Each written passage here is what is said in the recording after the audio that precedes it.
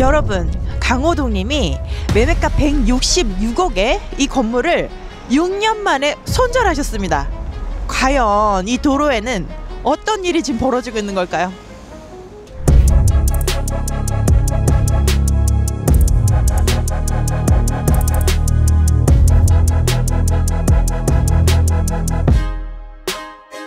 이 건물은요, 강호동님이 6년 동안 소유했던 건물인데 저희가 친사역에서 여기까지 걸어오는데 도보 5분 정도 걸린 거리였고요.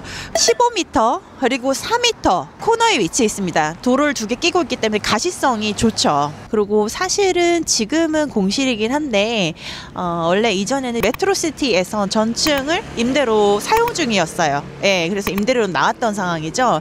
그냥 그렇게만 보면 이 건물은 너무 예쁘고 좋은 위치에 있고 진짜 잘 샀다 할 수 있다고 생각이 드시겠지만 실질적으로 좀 들어가 볼게요. 강호동님 매입하신 매매가 141억 원이에요. 근데 평당가 2억 4천입니다.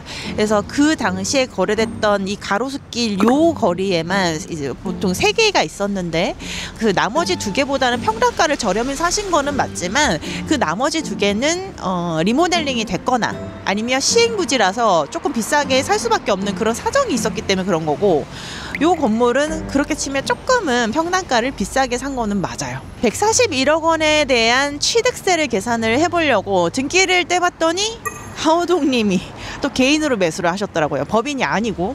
그래서 취득세를 계산해보니까 대략 2억 4천만 원 취득세가 들었을 거고, 166억에 팔았을 때 그러면 양도세를 계산해보니까 대략 10억 정도가 나오더라고요. 예, 그것만 해도 세금이 어마어마하죠. 그리고 강호동님이 이제 융자가 있는데 그거에 대한 6년치 이자를 또 계산을 해봤어요. 솔직히 연예인이기 때문에 금리를 조금 다른 분들보다 더 좋게 받았을 수도 있어요. 그러면 제가 예상했던 이자 금융 비용보다 훨씬 낮아지겠지만 지금 그냥 러프하게 계산을 했을 때는 만만치가 않습니다. 그래서 이자만 해도 거의 뭐 16억, 17억 정도 예상이 되거든요. 거기다가 매입할 때 중개수수료, 또 얘를 매각했을 때 중개수수료 2번이 또 나가죠. 그것만 계산을 해도 거의 뭐 총 나간 금액이 30억이 넘어요. 이게 말이 되게 조심스러워요. 마이너스 얼마입니다 제가 이렇게 말씀드리기가. 왜냐면 손해보시고 파신 게 너무 빤히 보이는데 거기다가 얼마 손해보셨어요 이렇게 말씀드리는 건 아닌 것 같고요.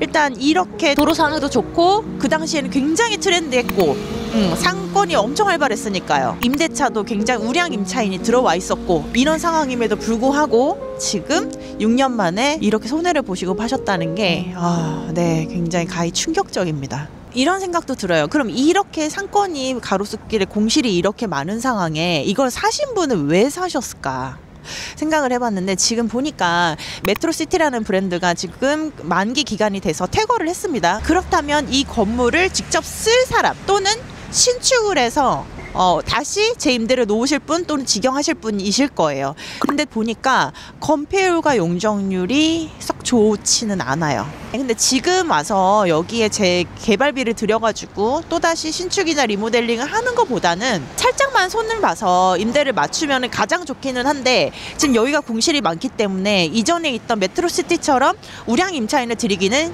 쉽지는 않겠다. 네, 그래서 매수하신 분은 아마도 직영으로 운영하실 생각이 아니었을까 이런 생각을 해봅니다. 그러면은 여기 온 김에 주변의 상권을 좀 돌아보고 도대체 왜 무슨 일이 있길래 이렇게 공실이 많고 이런 상황까지 벌어진 건지 한번 보여드리도록 할게요. 네, 가보시죠. 가로수길에 오면 옛날에는 뭐 커피스미스나 이런 데 들어가서 잘생긴 남자들 보는 재미도 있었고, 일명 물이라고 하죠. 그게 굉장히 좋았는데, 지금 현재 가로수길에서 가장 많이 보일 수 있는 게 뭔지 아세요, 여러분? 임대 현수막. 이렇게 조그만 소품샵이 들어와 있는데, 이런 게 들어와 있는 이런 건물도 드뭅니다. 이렇게 보세요. 바로 옆에 이렇게 다 공실이에요. 1층임에도 불구하고. 이 맞은편에 또 보시면 보이시나요? 이렇게 예쁘게 잘 지은 건물이 통째로 공실입니다. 네, 이런 좋은 위치에 되게 소소한 소품 이런 거 파는 샵이 그나마 공실을 채워주고 있지만 그거 외에는 거의 없습니다. 저런 옷가게들. 유명한 이런 미용실, 그러니까 찾아오는 상권이죠. 병원이나 미용실 같이 이렇게 찾아올 수밖에 없는 상권은 이런 데 들어와도 돼요. 근데 그 외의 상권들은 여기를 견디질 못하죠. 임대료가 너무 비싸니까. 젠트리피케이션이 일어나면서 임대료 감당을 못하는 임차인들이 이제 이 뒤로 세로숲길, 나로숲길, 다로숲길 뭐 이렇게 가게 되는 거죠. 그래서 오히려 지금은 세로숲길이 조금 더 힙하다, 이렇게 볼 수 있습니다. 주식회사 신라 4억이 보이죠. 예, 이게 이제 2018년도에 일부분 매입을 하셨다가 그 이후에 또 평당 3억에 또 일부분 매입을 하셔서 한꺼번에 지금 신축 공사 중인 상태입니다. 또 여기 쭉 가보면 이 건물, 이게 2018년도에 또 매각이 된 건물입니다. 네, 평당 2억 중반대로 매각이 됐고, 얘는 이미 리모델링이 됐었어요. 그 당시에 손이 다 탔기 때문에 평당가가 그렇게 비싸다고는 할 수는 없었습니다. 개발이 되어진 건물이라서. 지금 여기서 가로수길에서 또 거래된 게 뭐 없나 하고 제가 보여드리고 싶은데 더 이상 없어요. 자루형 토지 이런 거는 굳이 의미가 없는 것 같아서 제가 안 보여드리고, 그리고 이분들이 그러면 임대가 이렇게 공실이 나져 있으면 던질 법도 한데 경제적 여유가 있으신 분들이라서 견디고 있으신 거죠. 견딘다? 이분들 입장에서 견딘다는 아닌 것 같고, 뭐 나가면 나가겠지, 뭐 이런 느낌인 거죠. 예. 근데 싸게 팔 필요는 없고 그러신 분들이 대다수이기 때문에 물건이 많지도 않고 나온다는데 그렇게 가격이 많이 깎이지 않습니다. 자, 그러면 이번에는 가로수길이 이렇게 조용하니까 양쪽으로 번진다 그랬잖아요. 그래서 이제 나로수길로 한번 가보겠습니다. 손이 너무 시려요. 네, 여기는요 저희가 가로수길 바로 옆에 나로수길 왔습니다. 여기도 좀 분위기가 좀 조용하긴 한데요, 이 나로수길의 특징이 있어요. 여기는 가로수길에 비해서 언덕이 조금 있는 편이고, 그리고 나로수길과 세로수길은 건물들, 그러니까 대지의 규모가 좀 작아요. 그래서 살 때 가볍게 들고 가실 수 있는 건물들이 있습니다. 그 중에 여기 24년도 거래된 건물 보시죠. 이렇게 보시기에 어떻게 보이냐면 이 면만 보면 자루형이다, 그렇게 생각되시죠? 저희 PD도 보자마자 자루형이다, 많이 배웠어 이렇게 했는데 이게 사실 자루형이 아니고요, 요쪽 면도 노출이 되고 반대편 면도 노출이 되어져 있어요. 도로를 두 개 끼고 있다는 얘기죠, 양면 도로를. 여기 앞에 보신 전면이 지상 1층이 아니고 지하 1층입니다. 네, 노출이 된 겁니다. 네, 이 건물은 전체적인 대수선이 이루어진 건 아니거든요. 그래서 18년도에 승강기를 한번 넣으셨고, 그리고 지금 아래쪽에선 잘 안 보이는데 저 지붕 있죠, 저 면, 저게 징크라는 소재인데 저거를 씌우게 되면서 보강을 하셨고, 그리고 방수, 누수에 대한 그런 공사도 진행하셨습니다. 강호동님 건물 같은 경우에는 매각하고 바로 임차인들이 나가는 조건이었잖아요. 근데 이 건물은 그렇지 않습니다. 임차인은 그대로 승계하는 조건이기 때문에 수익률이 나오죠. 그래서 잘 팔릴 수 있는 사례였습니다. 24년도 7월에 매각이 됐는데요, 이전에 사신 분은 19년도에 매입을 하셨어요. 네, 그 당시에 매입을 하신 금액이 73억 7천만 원에 매입을 하셨고, 24년도에 매각을 하신 거는 124억 원에 매각을 하셨습니다. 단순하게 생각을 하면 60% 정도 이득을 보신 거잖아요.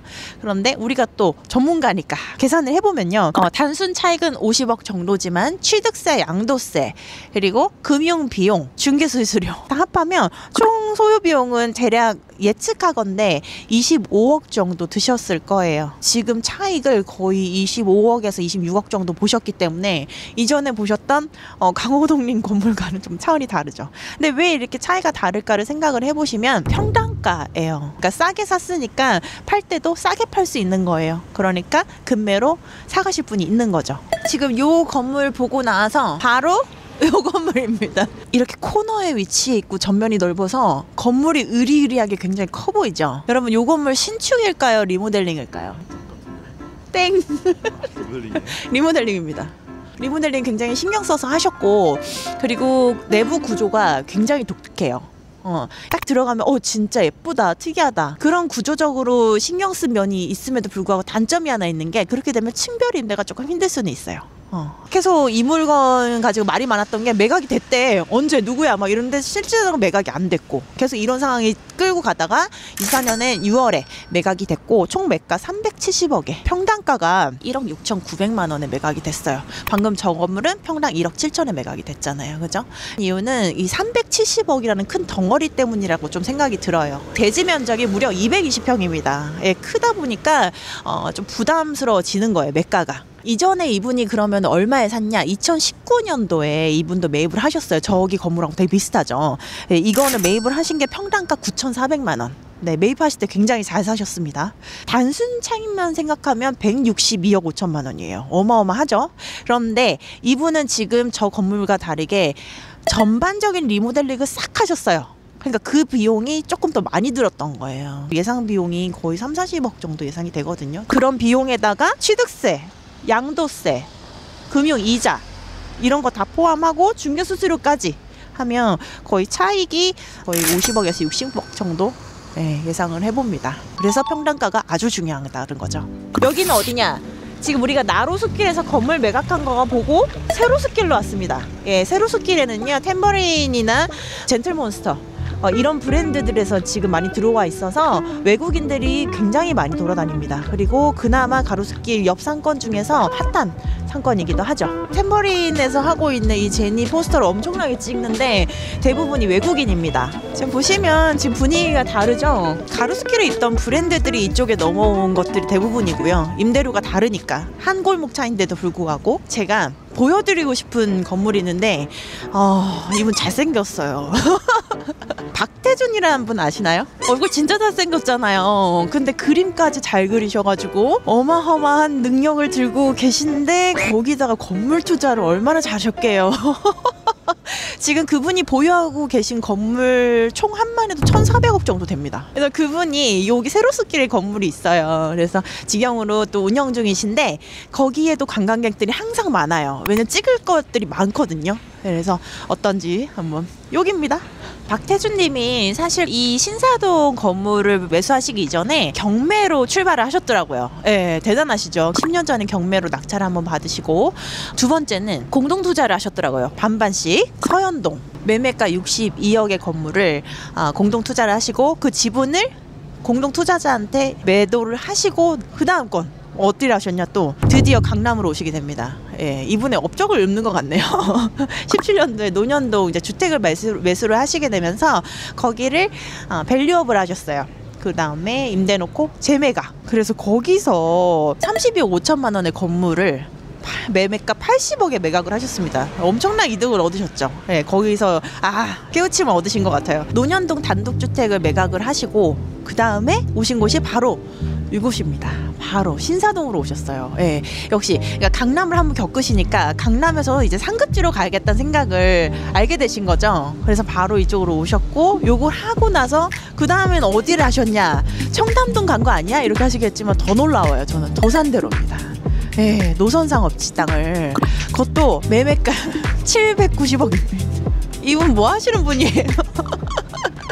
그리고 최근에 보니까 이분이 또 상장을 하시려고 준비 중이시더라고요. 어디까지 할 거야?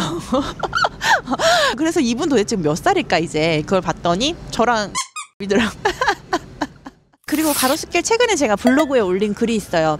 가로수길만 지금 사선 제한을 풀어줬습니다. 그러니까 용도 지역이 2종, 3종 뭐 주거 지역이면은 사선 제한이 있습니다. 북쪽으로부터 몇 미터 띄워야 되고 이 법이 있는데 이거를 가로수길은 풀어줬어요. 그래서 준주거처럼 400%까지는 아니지만 용적률 200%, 250%를 지었을 때 윗부분 깎이지 않고 반듯하게 올릴 수 있다는 거예요. 이거를 왜 풀어줬냐? 이제 가로수길 상권을 살리고 싶은 거죠. 국가에서. 그렇지만 지금 상권이 아직은 좀 더뎌요. 그래서 이것만 좀 활발해진다면 가로수길의 땅은 다시 집가가 오를 여지가 있지 않나 이런 기대도 해봅니다. 젠틀몬스터나 탬버린이나 이런 브랜드들의 공통점이 뭐냐면 공간 활용을 엄청 잘해요. 그래서 공간 안에 조각품 같은 그런 거를 많이 컨셉을 잘 잡거든요. 그냥 인테리어를 하는 게 아니고 인식을 시켜주는 거지. 공간에 어떤 인테리어를 하면서 놀랍다 약간 이런 느낌. 두 번째는 협업. 연예인이나 유명인 그리고 인플루언서들과 협업이 굉장히 좋아요. 예, 지금 제니를 떡하니 저렇게 붙여놨는데 엄청 힙하잖아요. 예, 그런 거를 굉장히 잘 하시는 것 같아요. 예, 그래서 사업을 하는 입장에서는 진짜 배울만하다.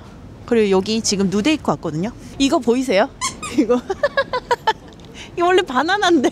아, 알았어. 크로아상인 거 알았어. 약간 너무 귀여워. 네, 오늘 마지막 누데이크에서 맛있는 빵까지 먹고 나왔는데요. 생각보다 가로수길에 사람이 그래도 있습니다. 예, 그래서 상권이 좀 살아날 조짐도 보이고, 그리고 재밌는 세로수길이 아직 있기 때문에 앞으로 이 세로수길의 상권이 신사동 곳곳으로 좀 번져 나갔으면 하는 마음이 생기네요. 앞으로 신사동이 무한한 발전을 이루길 원하면서 안녕.